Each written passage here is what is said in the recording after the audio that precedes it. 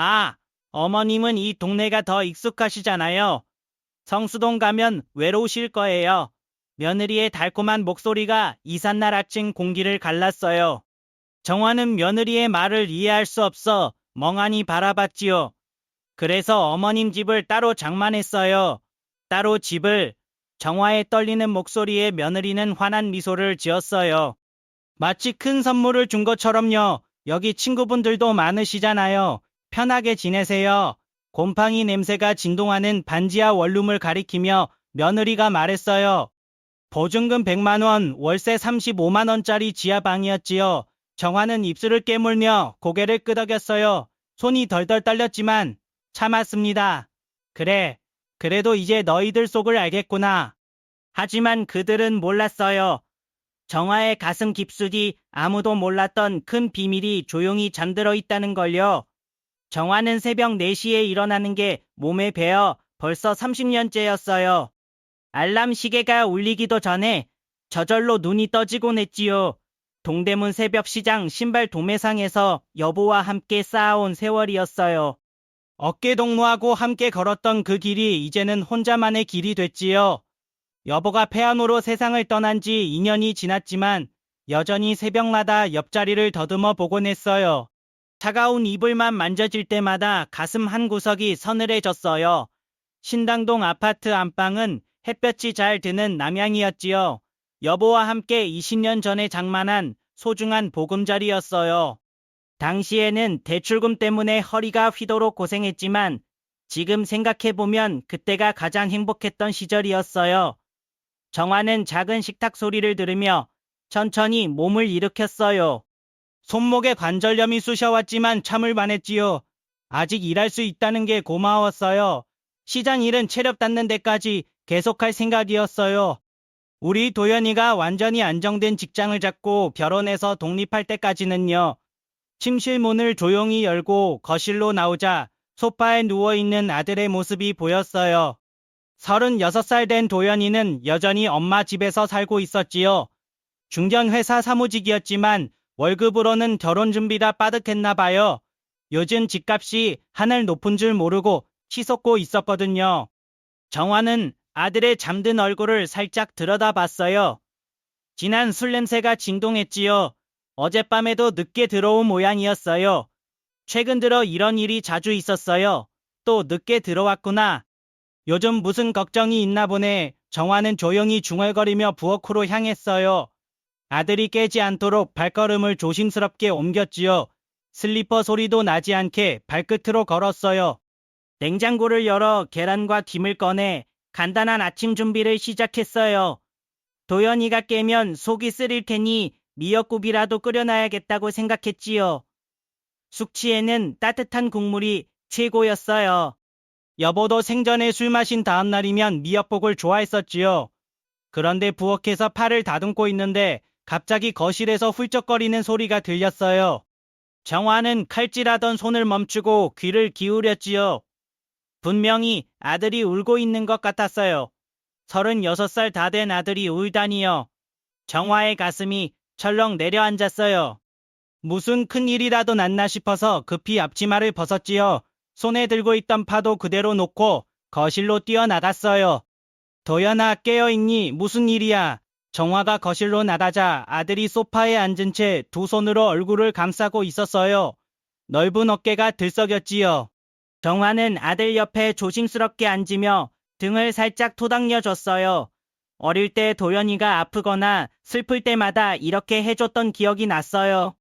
그때는 엄마가 토닥여주면 금세 웃음을 되찾곤 했지요. 무슨 일이야? 아들아, 엄마한테 얘기해봐. 도연이가 천천히 고개를 들었어요. 눈이 빨갛게 부어 있었지요. 술 냄새와 함께 절망의 냄새가 났어요. 정화는 아들의 얼굴을 보고 가슴이 저려왔지요. 이런 모습의 도연이는 태어나서 처음 보는 것 같았어요. 어릴 때부터 울음을 별로 보이지 않는 아이였는데요. 엄마 혜란이가 집 준비 안 되면 결혼 안 한다고 해요. 정화는 아들의 떨리는 목소리를 들으며 가슴 한편이 답답해졌어요. 혜란이는 도연이가 만난 지 2년째인 여자였지요. 33살 직장 여성이었어요. 처음 소개받았을 때는 차분하고 예의 바른 모습이 좋았어요. 그런데 점점 만나면서 현실적인 면이 강하다는 걸 느꼈지요. 특히 집이나 돈 얘기가 나올 때마다 표정이 달라지는 걸 정화는 놓치지 않았어요. 저는 혜란이 없으면 못 살아요. 엄마 정말 못 살겠어요. 도연이의 목소리가 더욱 떨렸지요. 정화는 아들의 차가운 손을 꼭 잡았어요. 손끝이 떨리고 있었지요. 이렇게 절망적인 모습의 아들을 보니 가슴이 미어졌어요. 자식이 아픈 게 부모에겐 제일 고통스러운 일이잖아요. 사랑 때문에 죽고 싶다는 말이 이런 거구나. 정화는 마음속으로 생각했지요. 아들의 절박함이 고스란히 전해졌어요. 젊은 시절 자신도 여보와 처음 사랑했을 때 그 간절함이 떠올랐지요. 사랑하는 사람을 잃는다는 두려움이 얼마나 큰지 알았거든요. 그때는 정말 세상이 무너지는 것 같았어요. 밥도 못 넘기고 잠도 못 자고 그랬지요. 혜란이가 뭐라고 했는데 자세히 얘기해봐. 신혼집이 마련되지 않으면 결혼을 미루자고 했어요. 친구들은 다 신축 아파트에서 신혼생활 시작하는데 자기만 전세도 아니고 엄마 집에서 얹혀 살 순 없다고 체면이 서지 않는다고 했어요. 도연이의 말을 들으며 정화는 복잡한 심정이었어요. 혜란이의 마음도 이해가 가지만 아들의 아픔이 더 크게 다가왔지요. 요즘 젊은 여자들은 현실적이라는 말을 많이 들었는데 혜란이도 그런 모양이었어요. 그날 밤 정화는 한잠도 이루지 못했어요. 아들의 울음소리가 귀에 맴돌았지요. 침대에 누워 천장을 바라보며 온갖 생각이 머릿속을 떠돌았어요. 아들을 위해 뭘 해줄 수 있을까 고민했지요. 새벽이 되어서야 겨우 결심을 굳혔어요. 다음날 아침 정화는 등기소에 가서 신당동 아파트를 아들 명의로 증여했어요. 상속세야 좀 들더라도 아들과 며느리 곁에서 손주 보며 여생을 보내자. 정화는 증여 서류에 도장을 찍으며 조용히 중얼거렸지요. 평생 고생해서 장만한 집이었지만 아들의 행복을 위해서라면 전혀 아깝지 않았어요. 이제 곧 며느리가 들어오고 귀여운 손주들이 뛰어다닐 거라고 생각하니 마음이 따뜻해졌지요. 벌써부터 손주들과 함께할 시간들을 상상해보며 미소를 지었어요. 저녁 식탁에 웃음이 오가는 풍경을 그려봤지요. 며느리와 함께 반찬을 준비하고 손주들에게 옛날 이야기를 들려주는 모습 말이요. 그런 평범하고 소박한 꿈이었어요. 시장에서 번 돈으로 손주들 용돈도 주고 가끔 맛있는 것도 해주고 싶었지요. 명절 되면 온 가족이 모여 떡국도 끓여 먹고요. 하지만 정화는 아직 몰랐어요. 서랍 깊숙이 조용히 잠든 도시개발 보상 통지서의 존재를요. 그리고 곧 펼쳐질 며느리의 진짜 속마음도 전혀 예상하지 못했지요. 평생 착실하게 살아온 정화에게는 상상도 할 수 없는 일들이 기다리고 있었어요. 결혼식이 끝난 지 3개월 지나자 며느리 혜란이의 진짜 모습이 조금씩 드러나기 시작했어요. 처음에는 조용하고 예의 바른 모습이었는데 점점 자신의 의견을 강하게 표현하더니 이제는 아예 집안 주도권을 잡으려고 했지요. 정화는 그래도 젊은 며느리니까 당연하다고 생각했어요. 자신도 젊었을 때는 시어머니와 갈등이 있었던 기억이 났거든요. 어느 토요일 아침 혜란이가 부엌에서 아침 준비하는 정화에게 다가왔어요. 평소보다 표정이 밝아 보였지요. 손에는 스마트폰을 들고 있었어요. 어머니, 좋은 소식이 있어요. 우리 집값이 많이 올랐대요. 정화는 국물관을 보다가 고개를 들었지요. 혜란이의 눈이 반짝거리고 있었어요. 뭔가 큰 계획을 세운 것 같은 표정이었지요. 집값이 올랐다고. 그래도 우리가 팔 건 아니자니. 아니에요, 어머니. 지금이 적기라고요. 성수동에 새로 나온 신축 아파트가 있는데 거기로 이사 가면 재테크가 된다고 해요. 혜란이는 스마트폰 화면을 정화에게 보여줬어요. 화려한 아파트 분양 광고가 나와 있었지요. 정화는 작은 글씨들을 보려고 눈을 찡그렸어요. 나이가 들어 작은 글씨 읽기가 어려워졌거든요. 성수동이면 여기서 꽤 멀지 않니? 시장 출근하기 불편할 텐데. 어머니, 요즘은 지하철도 잘 돼 있어요. 게다가 성수동은 핫플레이스라고 하잖아요.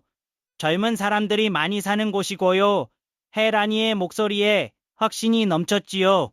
이미 마음을 굳힌 것 같았어요. 정화는 불안한 마음이 들었지만 젊은 며느리의 의견을 무작정 반대할 수는 없었지요. 그날 저녁 도연이가 퇴근하자마자 혜란이는 남편에게 성수동 이사 얘기를 꺼냈어요. 정화는 거실에서 텔레비전 보는 척하며 부부의 대화를 들었지요. 여보, 우리 집값이 많이 올랐어요. 지금 팔고 성수동 신축으로 가면 차익도 보고 훨씬 좋은 환경에서 살 수 있어요. 도연이는 처음에는 망설이는 듯 했지만 혜란이가 준비한 자료 보여주자 관심 보였어요. 혜란이 말대로 하면 재테크가 되겠네. 신축이면 관리비도 적게 나올 거고. 정화는 부부 대화 들으며 가슴 답답해졌어요. 갑자기 이사라니. 이 집은 여보와 함께 살았던 추억 가득한 곳인데요. 하지만 젊은 부부가 더 좋은 곳에서 살고 싶어 한다면 반대할 이유 없었지요. 다음 주부터 혜란이는 본격적으로 이사 준비 나섰어요. 부동산 중개소 돌아다니며 매물 알아보고 인터넷으로 정보 찾았지요. 정화도 도움이 되고 싶어 함께 따라다녔어요. 그런데 혜란이의 태도가 점점 이상해졌어요. 어머니는 오늘 안 오셔도 돼요. 저희끼리 알아볼게요. 복잡한 계약 얘기니까 어머니가 오시면 불편하실 거예요. 혜란이는 점점 정화를 배제하려 했지요. 처음에는 나이든 시어머니 배려라고 생각했는데 시간이 지나니 그게 아니라는 걸 알게 됐어요. 어느 날 저녁 정화는 우연히 혜란이가 친구와 통화하는 걸 들었어요. 화장실 가려다 방 지나가는데 문틈으로 목소리가 새어나왔지요. 응, 이사는 확정이야. 그런데 시어머니 때문에 좀 복잡해. 계속 따라다니시거든. 정화는 발걸음 멈췄어요. 가슴 쿵쾅거렸지요. 신축 아파트인데 나이 드신 분이 같이 살면 좀 그렇잖아. 요즘 신혼 부부들은 다 독립해서 사는데. 혜란이의 말을 듣고 정화는 충격받았어요. 자신이 방해가 된다는 뜻이었지요. 그동안 며느리를 위해 조심스럽게 행동했는데 그것도 부족했나 봐요. 그 후로 정화는 혜란이 행동 유심히 지켜봤어요. 이사 얘기 나올 때마다 혜란이는 자연스럽게 정화를 제외하고 계획 세웠지요. 마치 처음부터 함께 살 생각 없는 듯요. 어머니, 새 집은 방이 2개뿐이에요. 신혼집이니까 아담하게 꾸누려고요. 혜란이는 당연한 듯 말했어요. 정화는 그제야 깨달았지요. 혜란이는 처음부터 자신과 함께 살 생각 없었어요. 정화는 밤마다 잠 못 이루는 날 늘었어요. 아들에게 직접 물어보고 싶었지만 부부 사이에 끼어드는 것 같아 망설였지요. 그러다 어느 날 도연이가 먼저 말 꺼냈어요. 엄마 새 집으로 이사하면 엄마도 새로운 시작해 보시는 게 어때요? 혜란이가 어머니께 좋은 곳 알아봐 드린다고 해요. 정화는 아들 말 듣고 머리 하얘졌어요. 결국 자신을 분가시키려는 거였지요. 그동안 혜란이가 보인 행동들이 모두 이해됐어요. 좋은 곳이라니. 어머니 혼자 살기 좋은 작은 집이요. 혜란이가 시장 근처로 알아본다고 했어요. 정화는 더 이상 말할 수 없었어요. 목이 메어 소리 안 나왔지요. 손 떨렸지만 참았어요. 이사 당일 아침 정화는 새벽부터 짐 정리하느라 분주했어요. 이삿짐센터 직원들이 큰 가구 옮기고 있었지요. 30년 넘게 살았던 집이 텅 비어가는 모습 보니 마음 씁쓸했어요.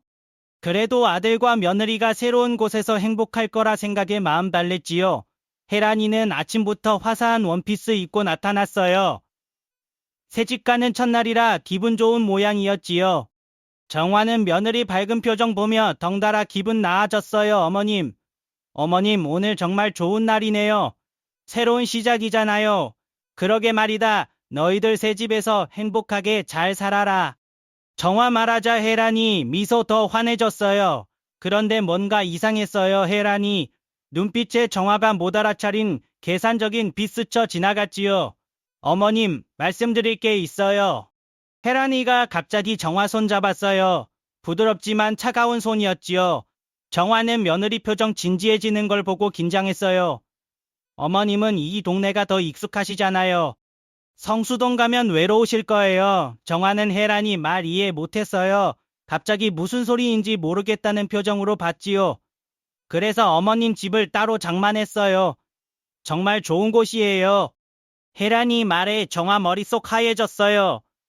따로 집 장만했다니 함께 살지 않겠다는 뜻이었지요. 정화는 입 바짝 말랐어요. 따로 집을 내 어머님께서 편하게 지내실 수 있는 곳이에요. 시장도 가깝고요. 혜란이는 마치 정화를 위한 배려처럼 말했지만 정화는 진짜 속마음 알았어요. 자신을 떼어놓으려는 거였지요. 도연이가 작업복 입고 나타났어요. 이삿짐 도우러 온 모양이었지요. 아들을 보자 정화는 마지막 희망 걸었어요. 도연아, 엄마도 같이 가는 거 아니니? 도연이는 잠깐 망설이더니 고개 돌렸어요. 정화와 눈 마주치지 않으려는 듯 했지요. 엄마 혜란이가 엄마 위해 좋은 것 준비했어요. 아들마저 혜란이 편드는 걸 보고 정화는 절망했어요. 가족이라고 생각했던 사람들이 모두 자신을 버리려 했지요. 그럼 가서 한번 보자. 정화는 떨리는 목소리로 말했어요.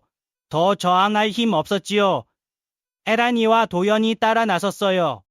차 타고 도착한 곳은 신당동 낡은 빌라였어요.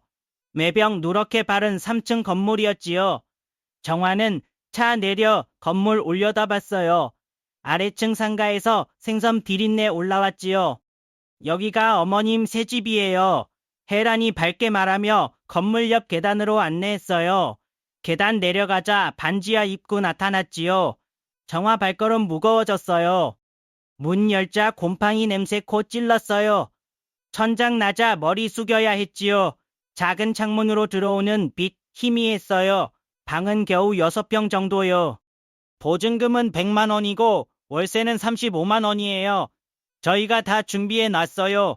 혜란이는 큰 선물 준 듯 말했어요. 정화는 답답한 방안 둘러봤지요. 벽지 곳곳 뜯어져 있고 바닥 오래된 장판이었어요. 여기 친구분들도 많으시잖아요. 편하게 지내세요. 혜란이 목소리 달콤하지만 차갑기만 했지요. 정화는 며느리 말 듣고 현실 믿기지 않았어요. 도연이는 계속 고개 숙이고 있었지요. 엄마와 눈 마주치는 게 부담스러운 모양이었어요. 정화는 아들 보며 가슴 미어졌지요. 도연아, 정말 엄마 혼자 여기서 살라는 거니? 엄마 새로운 환경에서 지내보세요. 나쁘지 않을 거예요. 아들 대답 냉정했지요. 정화는 더 할 말 없었어요. 가족 믿었던 사람들이 이렇게 대하다니요. 정화는 말없이 고개 끄덕였어요. 입 바짝 말라 소리 안 나왔지요. 손 덜덜 떨렸지만 참았어요. 며느리와 아들 앞에서 무너지고 싶지 않았거든요. 그래, 그래도 이제 너희들 속을 알겠구나. 정화는 마음속으로 중얼거렸지요. 그동안 얼마나 순진했는지 깨달았어요. 며느리 친절 미소 뒤에 이런 계획 숨어 있었다니요. 혜란이와 도연이가 떠난 후 정화는 혼자 남았지요. 반지하 방에 앉아 창밖 봤어요. 사람들 발목만 보이는 작은 창문이었지요. 햇빛 거의 안 들어왔어요. 정화는 손보니 아직 떨리고 있었지요. 분노인지 절망인지 구분 못했어요. 그동안 자신이 얼마나 바보 같았는지 뼈저리게 느꼈지요. 어둠 내리자 반지하 방 더욱 침침해졌어요. 정화는 혼자 앉아 지난 일들 되돌아봤지요. 아들을 위해 집까지 준 자신이 이제 이런 곳에 버려졌다니요. 고립된 채 홀로 남은 정화의 모습이 어둠 속에서 더욱 작아 보였어요. 반지하 방의 첫날 밤은 악몽 같았어요. 곰팡이 냄새 코 찔러 숨쉬기 힘들었지요. 천장 낮아 조금 움직여도 머리 닿을 듯 했어요. 정화는 작은 침대에 누워 천장 봤어요. 물 새는 건지 군데군데 얼룩졌지요. 밤 깊어질수록 소음 심해졌어요. 위층 쿵쿵 발소리 들리고 벽 너머 텔레비전 소리 새어 나왔지요. 가장 견디기 힘든 건 우스관 소리였어요. 물 흘러내리는 소리가 밤새 귀 괴롭혔지요. 정화는 잠들 수 없어 핸드폰 켰어요. 시간 확인하려다 혜란이 소셜미디어 궁금해졌지요. 며느리가 어떻게 지내는지 보고 싶었어요. 앱 열어보니 새 게시물 올라와 있었어요. 화면에 화려한 새 아파트 거실 사진 떠 있었지요. 넓은 거실, 깨끗한 주방, 큰 창문 들어오는 햇살 모든 게 완벽해 보였어요.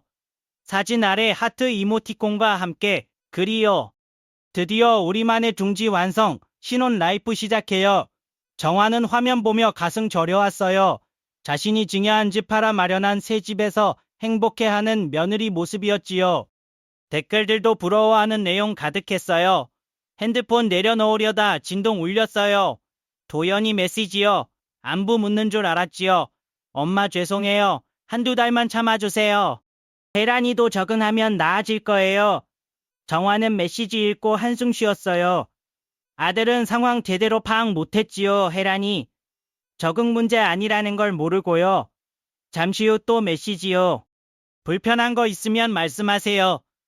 제가 해결해 드릴게요. 정화는 답장하려다 멈췄어요. 무엇 말할지 모르겠더라고요. 반지하 춥고 습하다고 곰팡이 냄새 때문에 기침난다고 그런 말에도 달라질까 싶었지요. 새벽 2시 되어서야 잠들었어요. 그런데 얼마 안 가 기침 때문에 깼어요. 목 칼칼하고 가슴 답답했지요. 습기 때문인지 숨쉬기 어려웠어요. 화장실 가려 일어나다 허리 아팠어요. 침대 푹신해서 허리물이 갔나봐요. 정화는 벽 짚고 천천히 일어났지요. 거울 보니 얼굴 부어 있었어요. 습기 때문인지 평소보다 더 늙어 보였지요. 정화는 거울 속 자신 보며 현실 받아들였어요. 내가 이 집에서 밀려났구나. 정화는 처음으로 상황 정확히 인식했지요. 혜란이 계획대로 자신 완전히 배제됐어요. 아들마저 며느리 편 들고 있으니 돌아갈 곳 없었지요.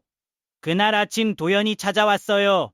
출근 전 잠깐 들른 모양이었지요. 정화는 아들 보자 반가웠지만 서러웠어요. 엄마 어떠세요? 괜찮으세요? 괜찮다. 정화는 거짓말했어요. 아들에게 투정하고 싶지 않았거든요. 도연이는 방 둘러보더니 미안한 표정 지었어요. 정말 죄송해요, 엄마. 조금만 참아주세요. 언제까지 참으라는 거니? 정화가 처음 직접 질문했어요. 도연이는 대답 못하고 머뭇거렸지요. 혜란이가 시간 필요하다고 해요. 시간이 얼마나 필요한데 그건 잘 모르겠어요. 도연이 대답 듣고 정화는 절망했어요. 아들도 명확한 계획 없다는 걸 알았지요. 그냥 혜란이 비위 맞추느라 정신없는 듯 했어요. 아들 떠난 후 정화는 혼자 앉아 울었어요. 30년 넘게 참고 견디며 살아온 인생, 이렇게 끝나는지 억울했지요. 기침 날 때마다 가슴 아팠어요. 오후에는 허리 통증 더 심해졌어요. 습한 곳에서 자서 그런 모양이었지요. 정화는 진통제 먹고 침대에 누웠어요. 천장 얼룩 보며 지난 일 되돌아봤지요. 저녁 되자 우스관 소리 시작됐어요. 위층 아이들 뛰는 소리 들렸지요. 정화는 귀 막고 싶었지만 소용없었어요. 그런데 갑자기 마음속 작은 목소리 들렸어요. 괜찮아. 나 다시 시작할 수 있어. 정화는 자신도 모르게 중얼거렸지요. 지금 절망스럽지만 포기할 수 없었어요. 아직 할 수 있는 일이 있을 거라 생각했지요. 정화는 침대에서 일어나 작은 가방 열었어요. 그 안에 중요한 서류들 들어있었지요. 여보가 남긴 것들과 함께 보관한 거요. 서류 하나씩 꺼내보니 도시개발 통지서 보였어요. 정화는 그 종이 오래 바라봤지요.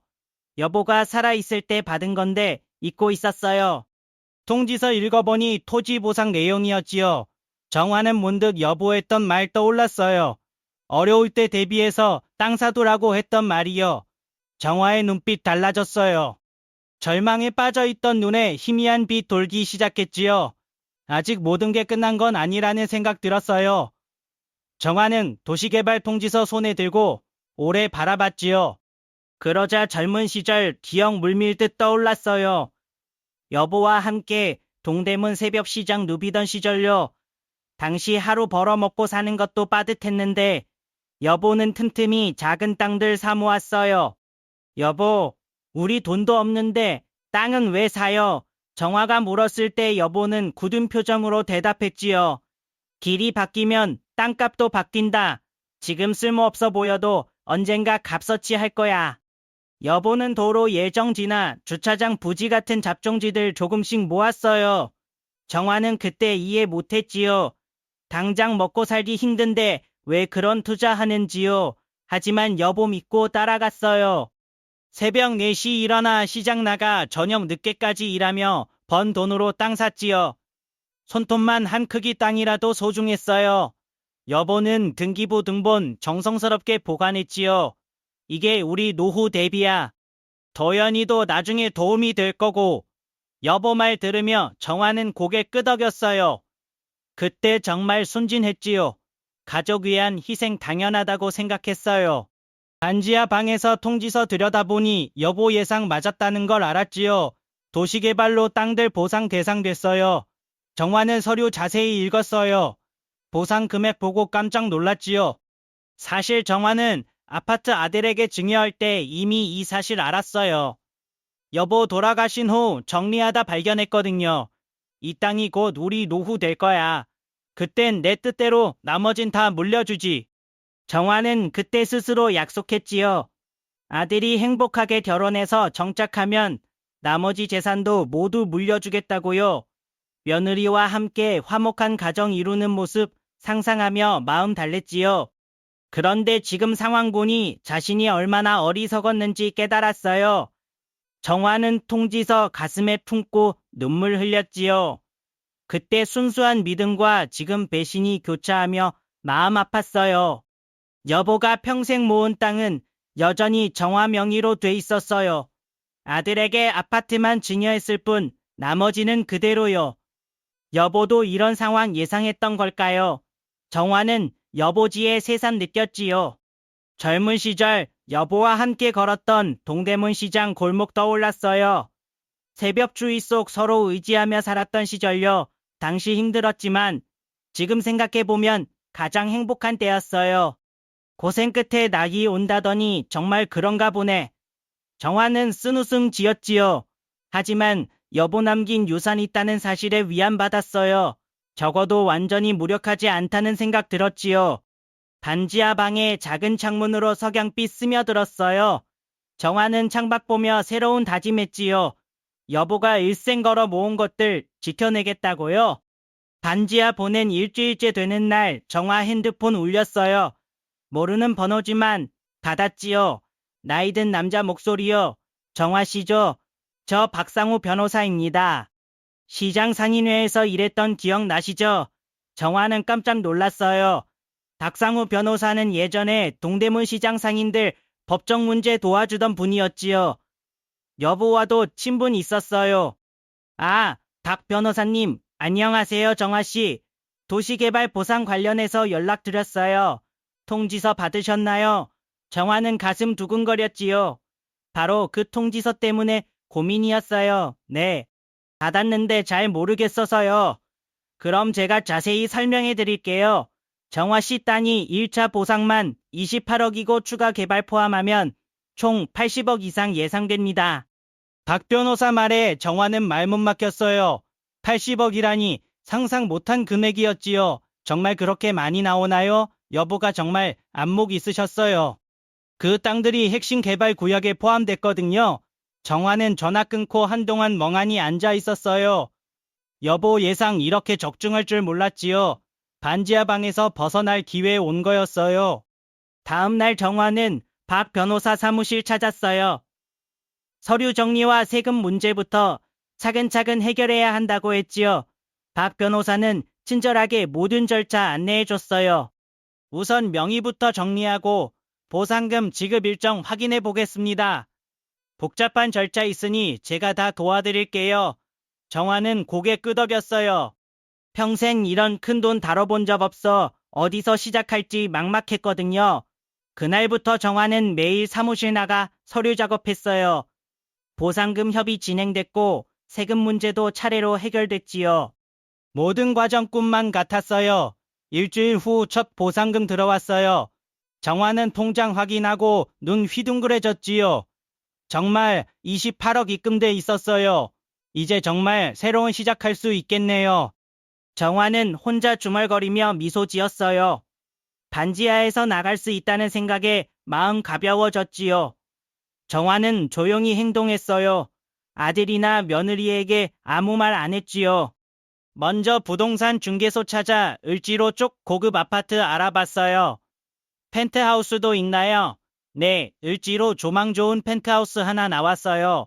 분양권인데 관심 있으시면 보여드릴게요. 정화는 펜트하우스 보러 갔지요. 30층 높이에서 내려다보는 서울 시내 전망 장관이었어요. 넓은 거실, 깨끗한 방들, 그리고 햇빛 가득 들어오는 큰 창문들이 마음 들었지요. 이걸로 하겠습니다. 정화는 망설임 없이 계약 진행했어요. 반지하에서 펜트하우스로 가는 극적인 변화였지요. 계약금 지불하고 잔금 일정 정했어요. 한 달 후 입주 가능하다는 연락 왔지요. 정화는 짐 정리 시작했어요. 반지하에 가져온 건 얼마 안 됐지만 하나하나 소중했지요. 새집 열쇠 받는 날 정화는 을지로 펜트하우스 앞에 섰어요. 관리사무소에서 받은 열쇠 손에 쥐고 엘리베이터 탔지요.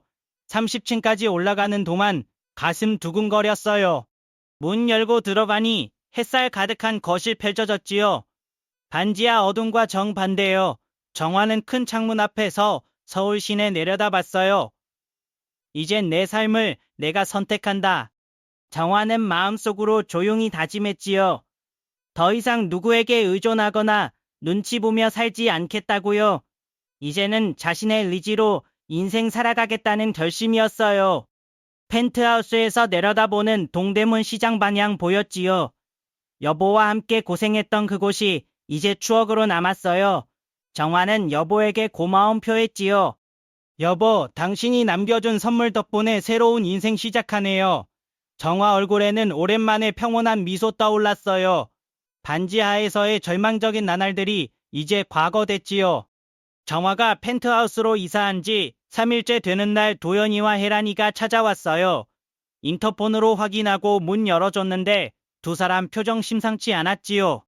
특히 혜란이 얼굴 새파랗게 질려 있었어요. 거실로 안내하자 도연이가 주변 둘러보며 입 다물지 못했어요. 30층 높이 서울 전망과 고급스러운 인테리어에 압도당한 모습이었지요. 어머니, 이게 도대체 어떻게 된 일인가요? 도연이 목소리 떨렸어요. 정화는 소파에 앉으라고 권하며 차분하게 대답했지요. 앉아서 얘기하자 혜란이는 소파 끝에 조심스럽게 앉았어요.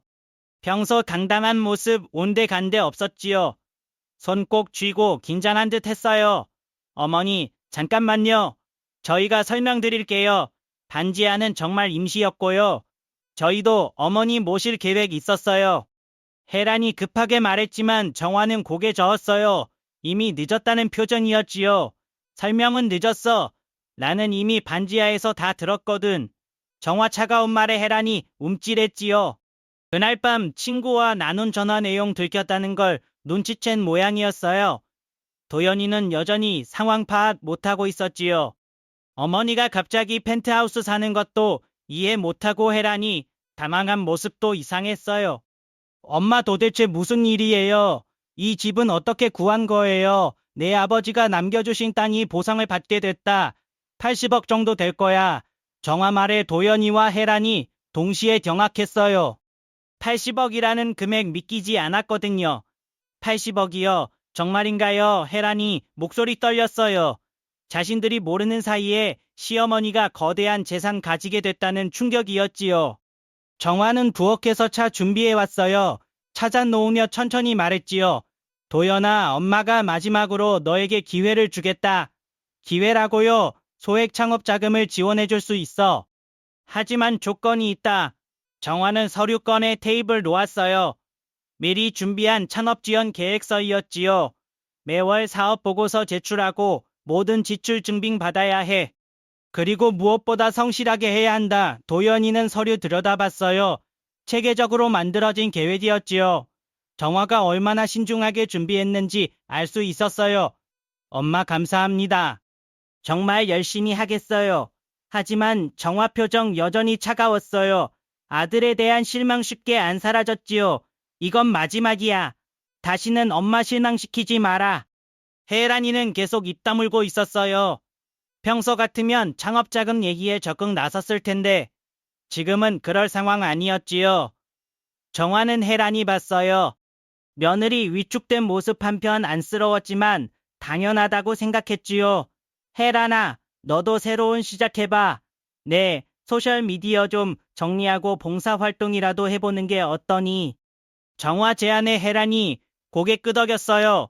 더 이상 화려한 라이프 스타일 자랑할 수 없다는 걸 깨달았거든요. 며칠 후 혜란이는 정말 소셜미디어 비공개로 전환했어요. 그리고 지역복지관에서 봉사활동 시작했지요. 정화는 그 소식 듣고 작은 미소 지었어요. 그게 내 첫 이사야. 마음의 이사. 정화는 혼자 중얼거렸지요. 혜란이가 진짜 변화 시작했다면 다행스러운 일이었어요. 도연이도 창업 준비 진지하게 임했어요. 매주 어머니께 진행 상황 보고하고 모든 계획 투명하게 공개했지요. 정화는 아들 변화된 모습 보며 희망 품었어요. 펜트하우스에서의 생활은 정화에게 새로운 활력 줬어요. 넓은 공간, 좋은 조망, 그리고 자유로운 마음이 큰 변화였지요. 더 이상 눈치 보며 살 필요 없었어요. 정화는 창가에 앉아 서울 시내 내려다보며 지난 일 되돌아봤지요. 힘들었던 시간 있었지만 결국 좋은 결과로 이어졌어요. 여보가 남겨준 유산 덕분에 새로운 인생 시작할 수 있었지요. 고연이와 혜란이와의 관계도 조금씩 회복됐어요. 예전과 다른 관계지만 서로 존중하는 새로운 질서 만들어지고 있었지요. 정화는 안도의 한숨 쉬며 차 한 모금 마셨어요. 오랜만에 느끼는 평안함이었지요. 이제 정말 자신의 의지대로 살아갈 수 있다는 해방감 들었어요. 펜트하우스에서의 새 생활 시작된 지 2달 지났지요. 정화는 매일 아침 넓은 창가에서 서울 시내 내려다보며 하루 시작했어요. 반지하 답답함과 완전히 다른 세상이었지요. 정화는 혼자 잘 살기보다는 뜻깊은 일하고 싶었어요. 그래서 시장 엄마 기금 설립했지요. 동대문 시장에서 오랫동안 고생한 노년상인들의 의료비와 주거 문제 지원하는 기금이었어요. 평생 고생하신 분들이 편안한 노후 보내셨으면 좋겠어요. 정화는 기금 설립 취지 설명하며 미소 지었지요. 박상우 변호사가 법적 절차 도와줘서 순조롭게 진행됐어요. 어느 날 정화는 옛 반지하 이웃이었던 곽블레 할머니 초대했어요. 곽블레 씨는 혼자 사는 독거노인이었지요. 반지하에서 만났을 때부터 서로 안부 챙기는 사이였어요. 블레 씨, 여기 공기가 좋네요. 곽블레 할머니는 펜트하우스 거실 앉아 감탄했어요.